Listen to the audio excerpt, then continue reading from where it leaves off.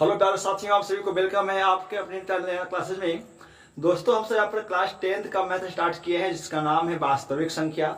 तो हम सबसे पहले दोस्तों पाठ को पढ़ाने से पहले वास्तविक संख्या के अंतर्गत कौन कौन सी संख्याएं शामिल होती है, ठीक है, तब जाकर के पूरे नंबर परिवार का जो हेड है ना दोस्तों, वो वास्तविक संख्या ही है। यानी वास्तविक संख्या के अंतर्गत सभी प्रकार की संख्याएं आती है। तो हम सब अभी तक पार्ट 1 में दोस्तों क्या क्या पढ़ चुके हैं कि फंडामेंटल डिजिट क्या होता है, व्युत्पन्न संख्या क्या होता है, प्राकृत संख्या क्या होता है, पूर्ण, पूर्णांक, सम और विषम संख्याएं क्या होता है। ये हम आपको दोस्तों पार्ट 1 में पढ़ा चुके हैं वास्तविक संख्या के अंतर्गत, ठीक है। आज के वीडियो में हम सब बात करने वाले हैं वास्तविक संख्या का पार्ट 2, जिसमें हम सब पढ़ने वाले हैं भाज्य, अभाज्य, परिमेय, अपरिमेय और वास्तविक संख्या के बारे में। तब जाकर के हमारा पूरा वास्तविक संख्या के जितने भी दोस्तों ये मतलब इसको क्या बोलते हैं, जो पूरा बेसिक है ना वास्तविक संख्या का, मतलब पूरे नंबर सिस्टम का जो परिवार है वो जाकर दोस्तों कंप्लीट होगा। तब जाकर के हम आपको प्रश्नावली 1.1 बनाएंगे, ठीक है। और दोस्तों हमसे यहाँ पे चैप्टर वाइज मैथ स्टार्ट करेंगे, क्योंकि इधर 2 दिन लगन की वजह से दोस्तों ये कभी कभी क्लास है ना रेगुलर नहीं हो पाता है। तो दोस्तों जैसे क्लास ये लगन जो शादी विवाह का जो दिन अभी चल रहा है दोस्तों, ये समाप्त हो जाता है, ठीक है। 2-4 दिन में समाप्त हो ही जाएगा आशा है। तो जाकर के दोस्तों वीडियो आपको कंटिन्यू आना शुरू हो जाएगा। और जैसा आपको दोस्तों पता है कि मेरे साथ जो टीचर हैं, है ना, जो मेरे बेस्ट फ्रेंड दोस्तों, उनका भी मैरिज था 30 तारीख को। तो सब दोस्तों उसी में ये 2 दिन क्लास बंद हो पाया था, ठीक है। अब तो आइए हमसे यहाँ पर बात करने वाले हैं वास्तविक संख्या का पार्ट 2। और वास्तविक संख्या के पार्ट 2 में सबसे पहले दोस्तों पढ़ने वाले हैं भाज्य संख्या या यौगिक संख्या, जिसे हम सब कंपोजिट नंबर भी कहते हैं, ठीक है। भाज्य संख्या और अभाज्य संख्या क्या होता है मेरे प्यारे साथियों, आप सबको पता है कि हम सब पढ़ते हैं भाज्य और अभाज्य के बारे में, तो हमको बहुत कुछ जानकारी दोस्तों मिलता है, ठीक है। और सवाल भी आता है भाज्य संख्या से। तो सबसे पहले बात करेंगे भाज्य संख्या, जिसे कहीं कहीं यौगिक संख्या भी कहा जाता है, ठीक है दोस्तों, जिसे कंपोजिट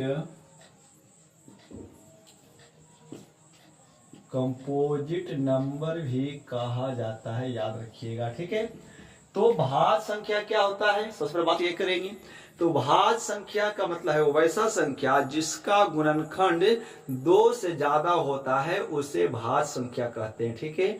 बात समझिएगा, याद रखिएगा कि वैसा संख्या जिसका फैक्टर जो है ना 2 से ज्यादा होता है, उसे हम सब भाज्य संख्या कहते हैं दोस्तों। अब ये फैक्टर जो हम बोले हैं, गुणनखंड जो बोले हैं, ठीक है, फैक्टर यानी गुणनखंड, कैसे पता करेंगे कि किसी भी संख्या का जो गुणनखंड है वो 2 से ज्यादा है। जैसे हम दोस्तों यहाँ पे 4 लिए, ठीक है, मान लीजिए 4 एक संख्या है।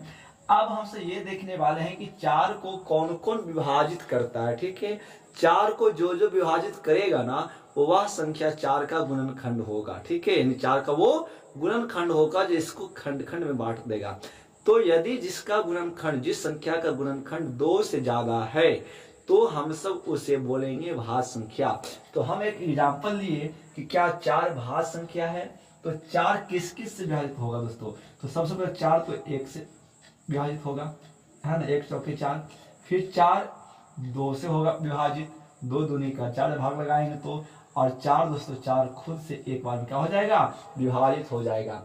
अब यहाँ पे 4 का जो गुणनखंड है क्या वो है 1, 2 और 4, ये 3 गुणनखंड हो गया किसका, 4 का। तो जिसका गुणनखंड 2 से ज्यादा होगा ना, वो आपका क्या होगा, भाज्य संख्या। इसका मतलब दोस्तों क्या है कि 4 हमारा एक, है ना, कंपोजिट नंबर है, यानी एक यौगिक संख्या है, यानी एक भाज्य संख्या है। बात समझ में दोस्तों आ रहा है। यदि हम इसी प्रकार से 6 की बात करें, 6 चेक करते हैं कि सर 6 भाज्य संख्या है कि ना। तो सबसे पहले हमें 6 को भाज्य देखने के लिए तो इसका फैक्टर देख लेंगे कि इसका फैक्टर दोस्तों कितना होता है। तो 6 का फैक्टर 1, 6 1 से भी कट जाएगा भाग लगाने पर, तो 6 2 से भी कट जाएगा, 2 तिया का 6, 6 दोस्तों 3 से भी कट जाएगा, 3 दूनी का 6 2 बार में, और 6 खुद दोस्तों 6 से कट जाएगा। तो 6 का यहाँ पर कितना फैक्टर है, तो 6 का 4 फैक्टर है, 4 गुणनखंड है। तो इसका मतलब क्या है कि 6 हमारा यहाँ पे क्या है, एक भाज्य संख्या होने वाला है। बात समझ में आ रहा है कि 4 हमारे यहाँ पे क्या होने वाला है, तो 4 हमारा यहाँ पे एक भाज्य संख्या होने वाला है। 4 हमारा क्या है ना, तो 4 हमारा क्या है, एक भाज्य संख्या है। याद रखिएगा कि वैसा संख्या जिसका गुणनखंड 2 से ज्यादा होता है हम सब उसे भाज्य संख्या कहते हैं। अब एग्जाम्पल की बात करेंगे, एग्जाम्पल दोस्तों बात करेंगे, ठीक है। तो सबसे पहला भाज कौन होगा, तो सबसे पहला भाज 4 होगा, 4 के बाद 6 होगा दोस्तों, 6 के बाद 8 होगा, 8 के बाद 9 होगा, 10 होगा दोस्तों, 12 होगा, 14 होगा, 15 होगा, 16 होगा दोस्तों। इस प्रकार से भाज संख्याएं आता जाएगा, ठीक है। अब यहाँ से भाज संख्या से कुछ छोटे छोटे सवाल दोस्तों जो आपको याद रखना है, जो करीब बहुत बार बोर्ड में अक्सर पूछा जाता है। सबसे पहले पूछेगा कि सबसे छोटा भाज कौन, सबसे, है ना जी, सबसे छोटा भाज संख्या कौन होता है दोस्तों। याद रखिएगा सबसे जो छोटा भाज है वो 4 होता है, याद रखना है, क्योंकि 4 ही शुरू होती है ना। अब सर 4 से पहले जो 0 है, 1 है, 2 है और 3 सर, क्या इसमें से कोई भी संख्या भाज नहीं है, तो नहीं दोस्तों, इसमें से कोई भी भाज संख्या नहीं है। 0 का तो गुणनखंड कुछ होगा ही नहीं दोस्तों, ठीक है।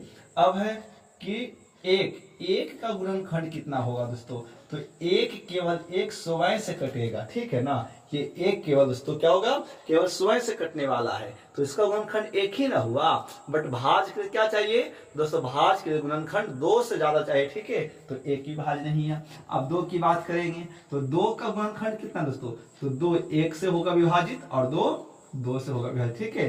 तो इसका भी गुणनखंड केवल 2 ही आया ना, 1 आया और 2 आया। इसका केवल जो 2 का जो गुणनखंड है केवल 2 ही पीस आता है, कौन कौन, 1 और 2 आता है। बट जिसका गुणनखंड 2 से ज्यादा, 3 4 5 6 जितना हो जाएगा वो भाज होंगे, यानी जिसका गुणनखंड 2 होगा ना वो भाज नहीं होने वाला है, या 2 से कम है वो भी नहीं होने वाला है। भाज के लिए तो संख्या का गुणनखंड दोस्तों 2 से ज्यादा होना चाहिए, ठीक है ना, याद रखिएगा। 3 सर, तो 3 भी देख लीजिए आप 3 को भी देख सकते हैं। तो 3 का गुणनखंड कौन कौन है, तो 3 1 से कटेगा और 3 खुद दोस्तों 3 से कटने वाला है, तो 3 भी हमारा क्या है, भाज संख्या नहीं है। बात समझ में आ रहा है, 3 हमारा भाज संख्या नहीं है, ठीक है ना, 3 हमारा भाज संख्या नहीं है, तो 3, ठीक है। तो सबसे जो पहला दोस्तों भाज है वो सबसे पहला भाज कौन है, तो सबसे जो पहला भाज हमारा है वो मिलेगा यहाँ पे 4 मिलने वाला है, ठीक है ना, याद रखिएगा। तो सबसे पहले जो भाज हमारा है वो कौन मिलने वाला है जी, तो सबसे पहला भाज दोस्तों यहाँ पे 4 मिलने वाला है। अब है कि सर फिर ये पूछेगा कि सबसे छोटी सम भाज कौन है, फिर पूछेगा क्या कि सबसे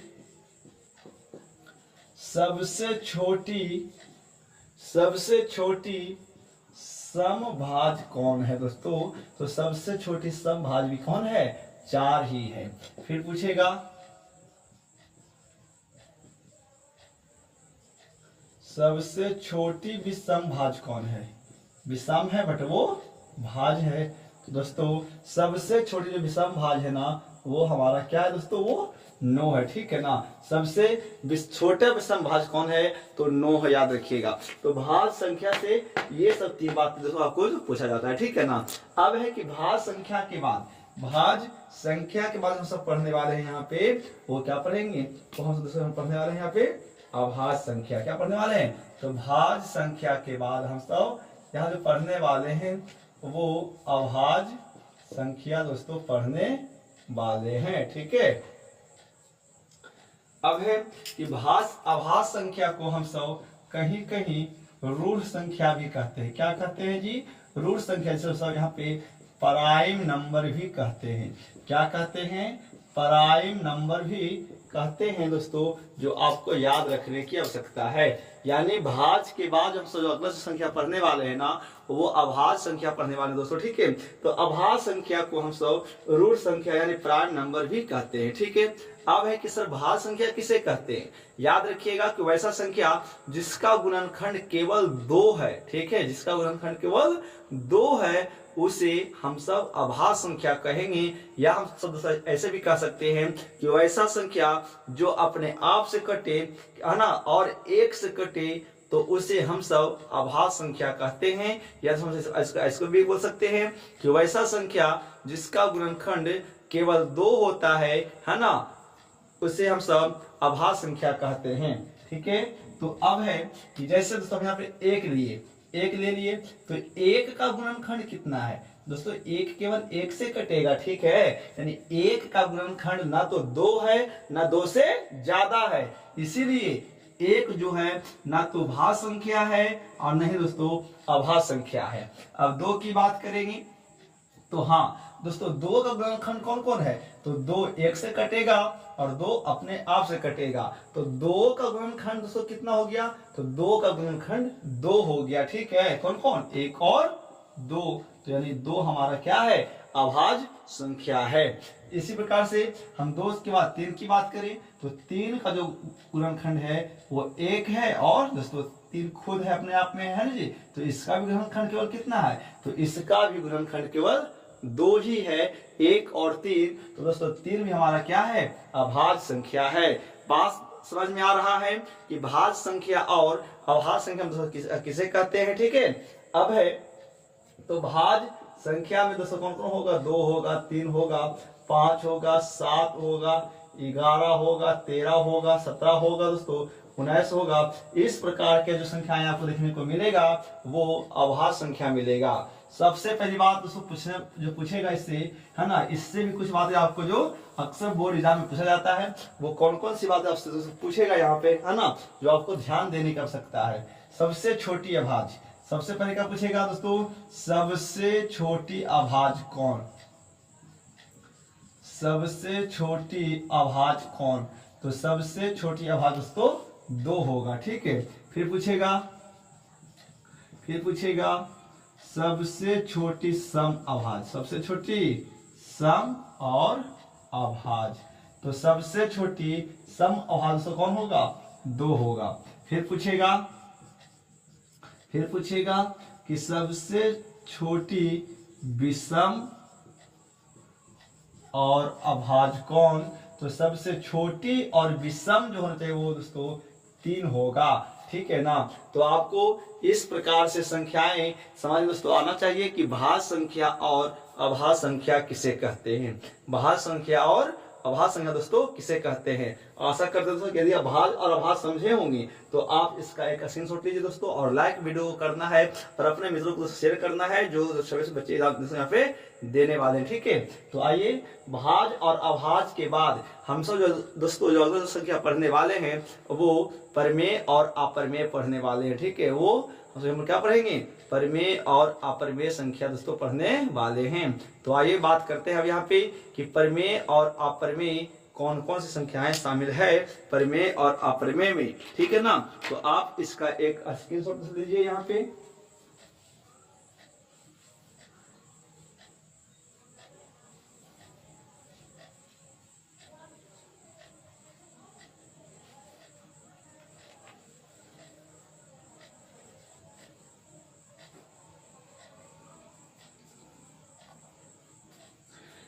ठीक है दोस्तों, तो यहाँ पर आप भाज्य और अभाज्य के बाद जो अगला संख्या पढ़ने वाले हैं ना,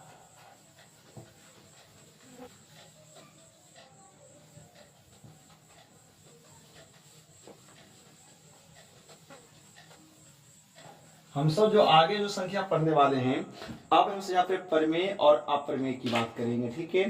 परमेय और अपरमेय की बात करेंगे। तो आइए परमेय और अपरमेय संख्याएं क्या होता है। तो सबसे पहले हम बात करेंगे परमेय संख्या के बारे में दोस्तों। परमेय संख्या को बोलते हैं रेशनल नंबर। क्या बोलते हैं, रेशनल नंबर। याद रखिएगा कि परमेय संख्या को क्या कहते हैं, रेशनल दोस्तों नंबर कहते हैं, ठीक है ना।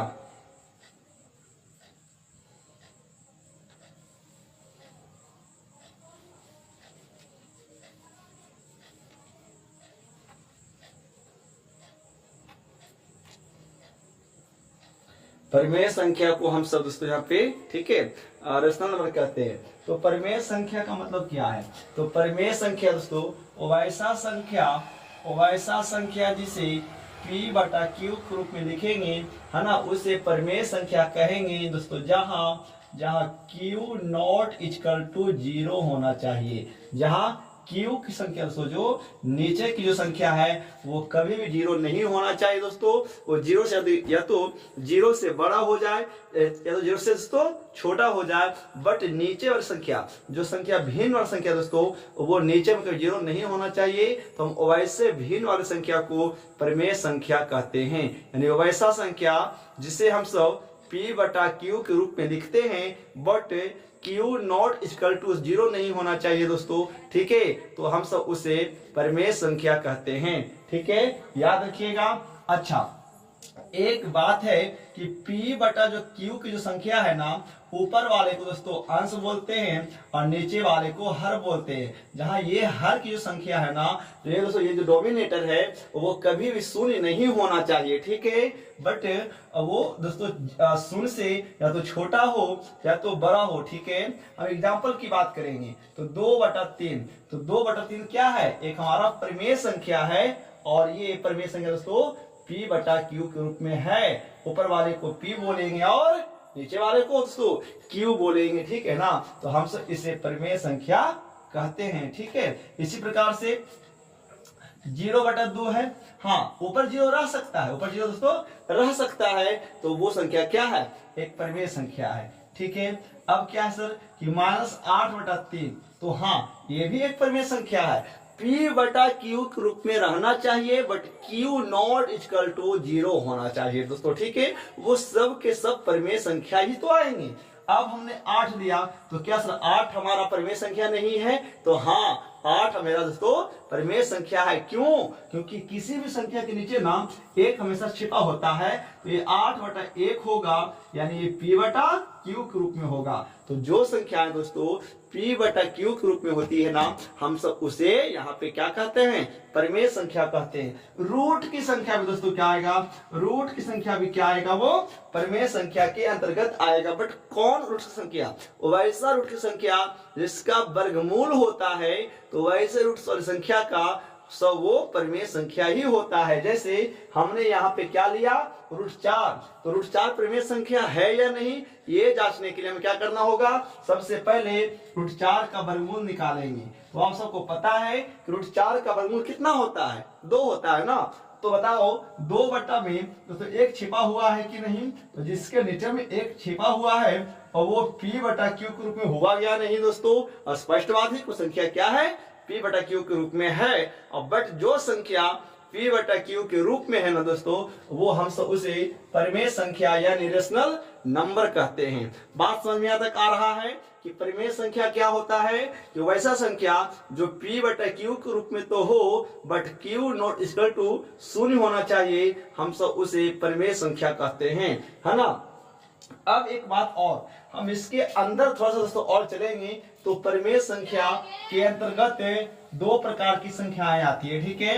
यदि हम परिमेय संख्या की बात करें, तो परिमेय संख्या के अंतर्गत दोस्तों 2 प्रकार की संख्याएं शामिल होती है। कौन कौन, तो परिमेय संख्या के अंदर एक भिन्न वाली संख्या आती है, एक भिन्न की संख्याएं आती है, और एक पूर्णांक की संख्याएं दोस्तों आता है, ठीक है ना। एक भिन्न संख्या आता है परिमेय संख्या के अंदर, और एक पूर्णांक संख्या आता है। भिन्न संख्या का मतलब क्या, कि जो संख्या फ्रैक्शन के रूप में लिखा हो, जो संख्या बटे के रूप में लिखा हो, वो भिन्न संख्या ही होता है। और जो भिन्न संख्या है वो कहीं ना कहीं हमारा परिमेय संख्या है। क्यों, क्योंकि भिन्न संख्या के अंतर्गत ऊपर वाले को p बोलेंगे और नीचे वाले को q बोलेंगे दोस्तों। तो यहाँ पर ये 2/3 जो है ना, ये भी p बटा क्यू के रूप में तो है, but Q not equal to 0 है, तो ये हमारा एक परिमेय संख्या है, ठीक है। पूर्णांक संख्या में क्या होगा, पूर्णांक संख्या में -2 एक पूर्णांक परिमेय संख्या है, -4 एक पूर्णांक संख्या है दोस्तों, 5 एक पूर्णांक संख्या है, 0 भी एक पूर्णांक संख्या है। क्यों, कि बटा में एक छिपा हुआ है, ठीक है। तो इस प्रकार से जो संख्याएं होगा वो परिमेय संख्या होगा, और रूट संख्याएं भी परिमेय होगा, बट वैसा रूट जिसका कोई ना कोई वर्गमूल दोस्तों होता हो। बात समझ में आ रहा है ना, कि परिमेय संख्या क्या होता है। तो दोस्तों आप एक लाभ जरूर करिएगा, ठीक है। तो आगे बढ़ते हैं। परिमेय संख्या के बाद, परिमेय संख्या के बाद हम सब जो अगला जो संख्या पढ़ने वाले हैं, वो पढ़ने वाले हैं क्या, अपरिमेय संख्या, ठीक है ना। परिमेय संख्या के बाद जो हम सब दोस्तों आगे पढ़ेंगे वो अभी पढ़ने वाले हैं अपरिमेय संख्या, जिसे इरेशनल नंबर, क्या इरेशनल, जिसे इरेशनल नंबर भी कहते हैं, जिसे क्या कहते हैं दोस्तों, इरेशनल नंबर कहते हैं। आपको अच्छे से कॉपी निकाल के दोस्तों पढ़ना है, ठीक है। हम वास्तविक संख्या के अंतर्गत तमाम संख्याएं के बारे में आपको बता रहे हैं कि क्या सम संख्या होता है, क्या विषम होता है, तब जाकर के दोस्तों कहां पहुंचने वाले हैं दोस्तों, परिमेय वास्तविक संख्या पहुंचेंगे, ठीक है। वास्तविक संख्या को पढ़ने के लिए ना आपको पूरा उसका परिवार के बारे में पढ़ना होगा। जैसे हम सब एक परिवार होता है ना, उसी प्रकार से गणित में संख्याओं का एक परिवार होता है, ठीक है। और उसका जो हेड है, जो मुखिया है ना, वो जाकर के दोस्तों वास्तविक संख्या होता है, ठीक है। तो वास्तविक संख्या कैसे पढ़ना है आपको, बिल्कुल दोस्तों ऐसे पढ़ना है जब आपको यहाँ पे हर एक बातों को बता रहे हैं। आप वास्तविक संख्या पढ़ लेंगे पूरा, तो हम सब पढ़ेंगे प्रश्नावली 1.1, जिसमें हम सब सीखने वाले हैं क्या, इक्वलिब्रियम, विभाजन, एल्गोरिथम के बारे में, ठीक है। बात समझ में आ रहा है ना।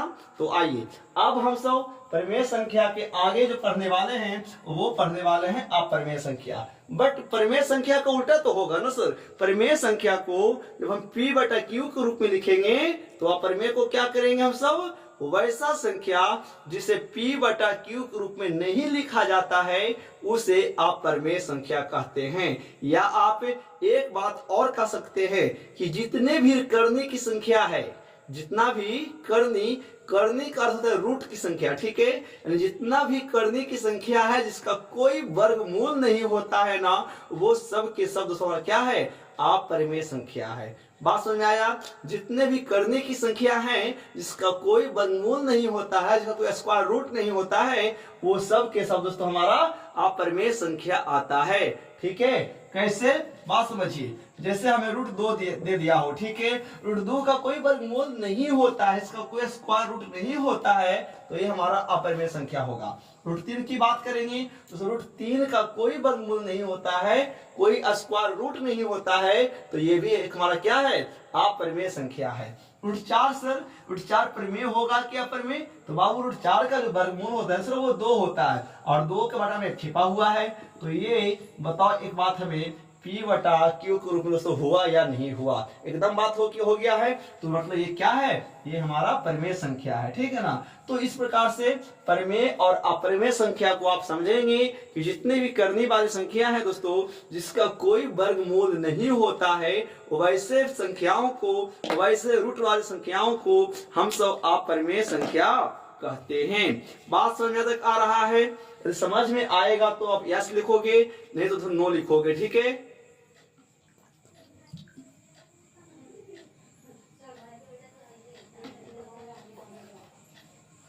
तो ये हमारा परिमेय और अपरिमेय होता है, ठीक है। परिमेय संख्या और अपरिमेय संख्या के बाद हमें जहां पहुंचना है ना, हम सब वहां पर पहुंच गए हैं, जिसका नाम है क्या, वास्तविक संख्या। और वास्तविक संख्या को हम सब यहाँ पे रियल नंबर कहते हैं। क्या कहते हैं, रियल नंबर कहते हैं। बात समझ में आ रहा है कि वास्तविक संख्या जो हमें दोस्तों जो टॉपिक था, मेन टॉपिक वास्तविक संख्या, वास्तविक संख्या रियल नंबर, हम सब वहां पे पहुंच चुके हैं और हम सब ही इसी के बारे में यहाँ पर पढ़ने वाले हैं, ठीक है। तो वास्तविक संख्या किसे कहते हैं, तो सिंपल सा इसका परिभाषा क्या है कि परिमेय संख्या और अपरिमेय संख्या के समूह को, है ना, परिमेय संख्या और अपरिमेय संख्या के समूह को दोस्तों हम सब यहाँ पे इसे आप वास्तविक संख्या कहते हैं। यानी एक थैला ले लें और एक थैले में हम सब परिमेय को भी लिखें, अपरिमेय को भी लिखें दोस्तों, ठीक है। परिमेय को भी लिखें और अपरिमेय को भी लिखेंगे, तो वो उसके पूरे समूह को ना हम सब दोस्तों यहाँ पे क्या बोलने वाले हैं, हम सब यहाँ पे पूरे समूह को ना दोस्तों एक परिमेय संख्या बोलने वाले हैं, ठीक है। एक एक वास्तविक संख्या दोस्तों बोलने वाले हैं, ठीक है। तो इस प्रकार से हमारा जो है ये पूरा वास्तविक संख्या के परिभाषा पूरा दोस्तों थ्योरी था, जो हम आपको बहुत अच्छे से समझा पाए हैं, ठीक ना। तो कुछ बात दोस्तों जो आपको समझ नहीं आएगा कमेंट करिएगा दोस्तों, पार्ट 1 और पार्ट 2 जरूर देखेंगे मेरे साथी, ठीक है। तब जाकर दूसरी वास्तविक संख्या समझ में दोस्तों आएगा। हम कल स्टार्ट क्या करने वाले हैं पता है, हम कल स्टार्ट करने वाले हैं वास्तविक संख्या का फर्स्ट चैप्टर, है ना। प्रश्न 1.1 दोस्तों यूक्लिड विभाजन एल्गोरिथम। तो आप दोस्तों आशा करेंगे कि आप मेरे चैनल से जुड़िए दोस्तों। ये हम आपको यहाँ पे मंजिल बैच जो दे रहे हैं ना दोस्तों, आपको बहुत आसान भाषा में दोस्तों दे रहे हैं, ठीक है। जैसे आप कोचिंग में पढ़ते हैं ना दोस्तों, आप वैसे यहाँ पे पढ़ाने का प्रयास करते हैं, ठीक है। तो आशा करते हैं मेरे साथी कि आप ये वीडियो को देख रहे होंगे, और दोस्तों जितना जितना हो सके तो शेयर करना है दोस्तों, ठीक है। लाइक करना, शेयर करना दोस्तों, ताकि हमारा चैनल से बिहार का नंबर 1 बन पाए दोस्तों। और हम प्रयास यहाँ पे दोस्तों कर रहे हैं कि हम आपको टीम वाइज जो है वो आपको दोस्तों क्लास यहाँ पर दे पाएंगे, ठीक है दोस्तों। तो आशा करते हैं मिलते हैं अगले वीडियो में, तब तक नमस्कार दोस्तों। आप पढ़ाई करते रहिए घर में बैठ करके दोस्तों। जय Hind, take care, good night.